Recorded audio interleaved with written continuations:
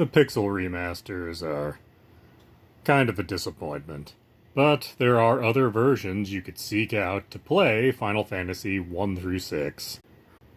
In the case of 1, 4, and 6, you could play the originals. Yes, their names were a little different back on the Super Nintendo, but these are still perfectly serviceable versions, if you can get your hands on them anyway. Back on the Virtual Console on Wii and Wii U, it was a little easier. 5 of them were available on the PlayStation 1, and they actually had some extra content. Though, do beware, if you're playing these on a PlayStation 2, there can be some issues.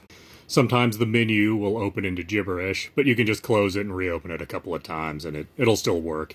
Nothing that's gonna break the game or crash it, but still issues that should be noted.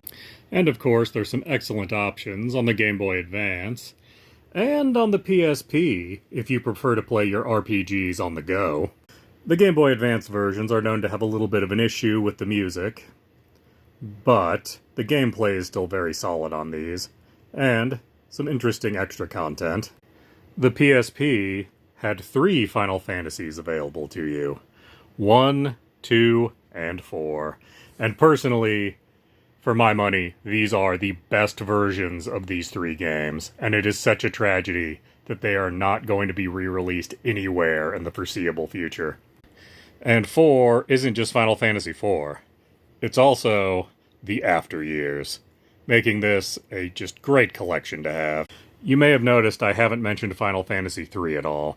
Well, that's because the only alternative to playing the Pixel Remaster is this DS version. And yes, it's been ported to other places like PSP, and also to cell phones, and even Steam. But you don't want to play this version. It's just, ugh. Same goes for this 3D version of Final Fantasy IV. You just want to avoid those. Anyway, that's the alternatives to playing the Pixel Remasters. Subscribe if you like old games.